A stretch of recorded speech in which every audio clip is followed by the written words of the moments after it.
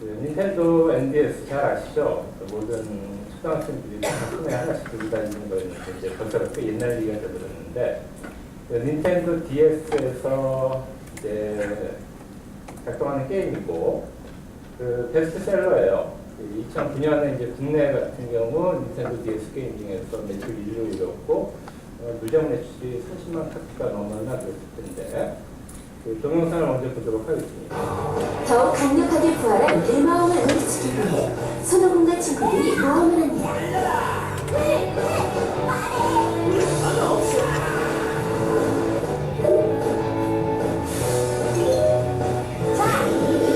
한자를 직접 써서 점을 쓰라기도 하고 아무런 힌트도 없이 상황에 맞는 한자를 스스로 생각해 강적을 우리치는 연상 한자 마법으로 더욱 강력한 한자 마법을 사용할 수 있습니다. 한자를 잘 모르는 데에는 본격적인 모험을 떠나기 전에 다음에 등장할 한자 마법을 미리 확인할 수 있고 전투 중 힌트 외곽을 캐치해 쉽게 답을 얻을 수 있습니다. 모험을 즐기는 스토리 모드 이외에도 한자 능력 검정 모의고사에 도전해볼 수 있습니다. 예, 뭐 마법 천점을 잘 아시는 그거를 이제 기반으로 해서 만든 게임인데 뭐 게임성가 들어가 있고 좀 재밌죠. 따로 한자 공부도 할 수도 있고 이게 이제 그 재미하고 그 교육법과 두 개를 같이 구하는 그런 기능성 게임에서는 거의 이상적인 형태의 게임이었어요. 아주 잘 만든 게임이고 디자인도 성공했고 그 이유가 이제 두 가지 정도로 분석이 되는데 첫째가 이제 마법천장 자체가 워낙 베스트셀러였죠. 한 10년 동안 누적 한 2천만 권 정도 팔렸다고 하는데 뭐 그런 거 이제 완소스 멀티 유저라고 하잖아요. 그렇게 온라인 오프라인을 잘 결합을 시켰고 실은 그 닌텐도 DS가 나왔을 때 이 게임이 이제 히트를 쳤거든요. 잘하는 것은 뭐 치매 예방, 뭐 이더하고 7 쓰는 아주 단순한 게임인데 지금 이 게임 때문에 일본에서 이제 닌텐도 DS가 엄청나게 끌렸고 서로 이제 하드웨어 콘텐츠가 이제 상승작용을 했던 거고 이것 때문에 닌텐도 DS가 교육 기능성이 있는 그런 게임기다라고 하는 그런 구강 효과를 이 마법천년 DS가 얻었던 거죠. 아주 흐름을 잘 탄 그런 케이스예요. 근데 교육용 기능성 게임에서 이런 케이스만 보시면은 조금 문제인 게 여기 좀 어찌 보면 예외적인 그런 거라고 보면 되거든요. 또 하나 더 이제 소개를 해드리면 한자마루라는 게임이 있어요. 횡스크롤 게임, 가로를 지나가는 걸 횡스크롤 게임이라 가지고 그때 이제 한자 게임이었는데 뭐 굉장히 성공했어요. 2010년에 써 있는 대로 가입자 수 50만 명 뭐 이렇게 했고 어떤 방식으로 진행되는지 역시 비교를 보도록 하겠습니다.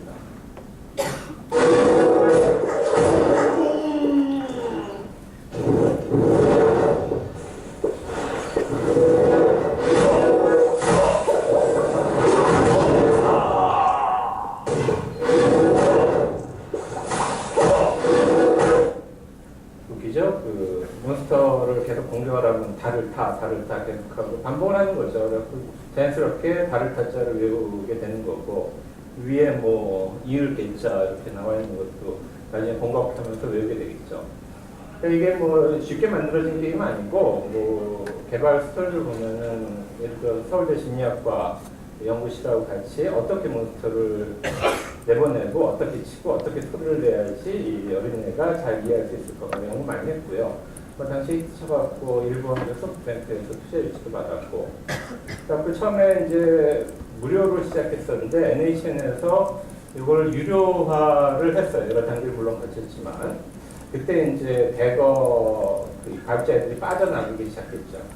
그래갖고 어려움을 겪고 나우코미 인수해서 전면 무료화를 했지만 결국 이제 2012년에 경영이 도저히 안 되니까 이제 서비스가 중단이 된 그런 케이스예요.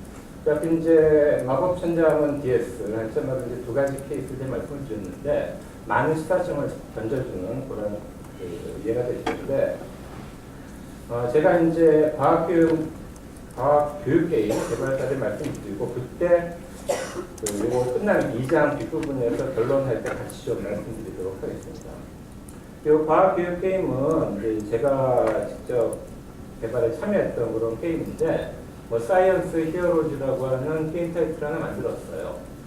제 목표는 초등학교하고 중학교 과학 실험을 시뮬레이션하는 게임 엔진을 만들자라는 거였습니다. 게임 엔진이 뭐냐면은 뭐 하나의 컴퓨터 프로그램이죠. 자동차 엔진도 엔진이 있으면 거기다 본넷 씌우고 바퀴 연결하고 하여튼 자동차라는 최종 제품을 만들어내듯이 게임 엔진이 있으면 거기다 막 뒤집어 씌워갖고 커다란 그 게임, 그 커다란 프로그램을 하나 만들어내는 건데 그 자체가 게임이죠.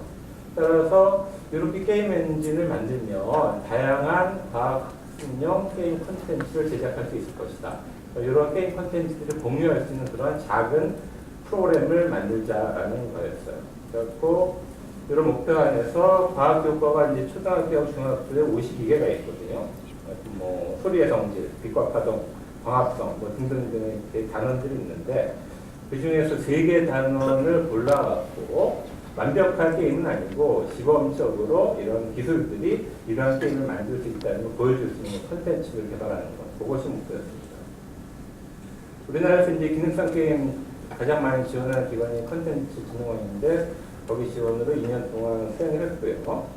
그 사업단 구성이 이렇게 됐습니다. 서울교대에 이제 요 IT를 이용해 갖고 어떻게 교육을 잘할 것 같은 연구하는 그런 그룹들이 있는데 그 교수님들 그리고 실제 굉장히 타이트하게 묶여가는 초중등 교사 선생님들이 계세요. 그분들이 과학교육 콘텐츠를 제공하고 역시 시나리오까지 따지고 제가 이제 컴퓨터학과 교수니까 저희 연구실에서 시뮬레이션 엔진을 만듭니다. 그다음에 실제 게임은 이 회사에서 하고요. 그럼 여기 시뮬레이션이 뭔지 조금 더 중요한 개념이니까 이제 설명을 드려야 될 텐데, 뭐 IT 용어 사전에서는 저렇게 나와 있습니다. 한마디로 하면 실제에서 일어나는 일을 컴퓨터 안에서 흉내내자라고 하는 것이 시뮬레이션입니다. 뭐 간단한 게임의 예를 역시 보실 텐데, 뭐 유명한 그 앵그리버드 게임이죠. 저렇게 그 대충을 쏘면은 그 구조물이 이렇게 분해가 된다. 근데 이게 이제 딱딱한 물체, 강체를 시뮬레이션 한다라는 그렇게 이제 묘사가 되는 거고요. 강체보다 좀 어려운 게 유체, 물입니다. 그래서 뭐 영화 같은 데서 워낙 이제 물 시뮬레이션을 많이 나왔으니까 그렇게 보실 텐데, 저게 뭐 영상 갖고 그냥 이렇게 처리하는 건 아니고요. 여기 메이킹 필름 보시면 실제 3차원 물을 만들어내거든요.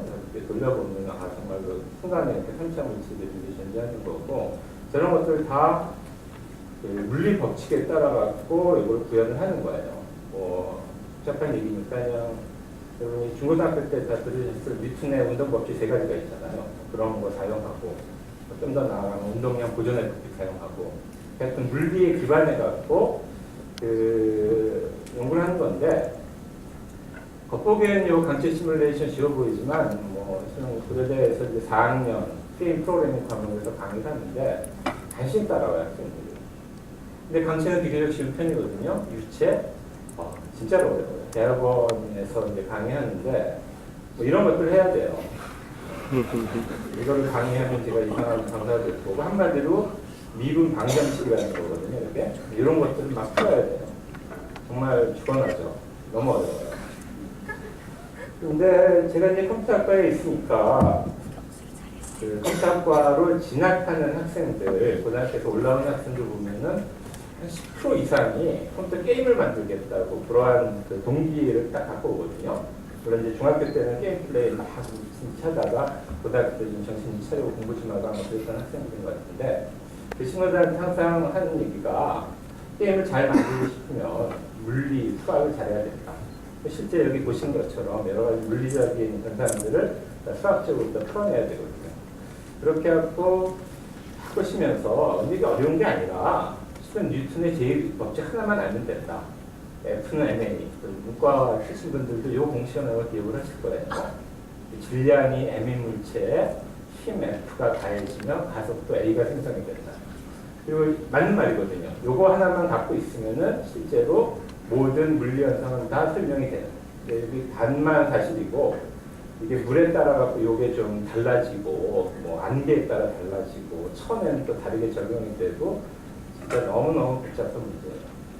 이렇게 이제 잘 학생들을 다독거려 갖고 게임 프로그래밍 수업을 진행을 하는데 그래도 한 중간고사 지나면 20%가 빠져나가요. 아, 이거는 내 길이 아닌 것 같다.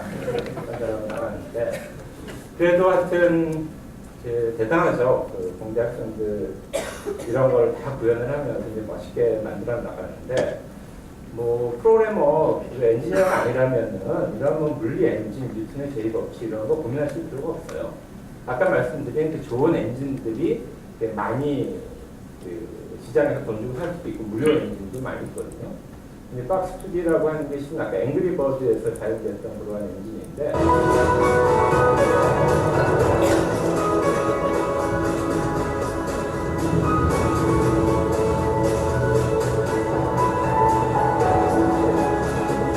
이렇게 2차원으로 안정이 되어 있지만 어찌됐건 저기 정말로 뉴턴의 여러 가지 운동 법칙이 다 녹아 들어가 있는 거거든요. 그걸 잘 만들어내고 있고 뭐 하복이라고 하는 유명한 엔진 3차원이거든요. 그 보시면 이제 나무 다리에 제 기차가 지나가는 건데 이제 너무 무거우니까 무너져 내리겠죠. 뭐 떨어지고 파편 때문에 나머지 다리 부서지고 뭐 잘 하여튼 구현하고 있습니다. 이것이 물리 시뮬레이션, 뭐 피직스 또 하는 물리 엔진인데 이거 보시면 저 심장을 막 부숴요. 그러면 실은 저게 여기 맞으면 어떻게 부서져라 정도는 이제 미리 좀 코딩을 해놓는 것이지만 사실 사실적이잖아요. 예. 이런 그 굉장히 시뮬레이션 도구들이 많이 있어요. 근데 여기 지금 보시는 것처럼 대부분 다 강체거든요. 딱딱한 물체는 이렇게 게임에서는 지금 뭐 거의 필수 성분으로 이제 들어가 있는 거고, 아까 그 전 슬라이드에서 보여준 유체 같은 경우는 아직 게임에 들어가기에는 계산량이 너무 많아요. 하지만 그건 하드웨어가 워낙 발전하고 있으니까 정말로 시간의 문제거든요. 몇 년 뒤에는 우리가 영화에서 보는 것과 같은 그러한 아주 자연스러운 물 효과도 볼 수 있을 거예요. 예, 말씀이 좀 길게 말씀드렸는데 이것이 바로 시뮬레이션입니다. 그럼 이런 기술을 갖고 우리가 이제 과학 게임을 어떻게 만들었는지 그거를 이제 설명드리도록 할게요.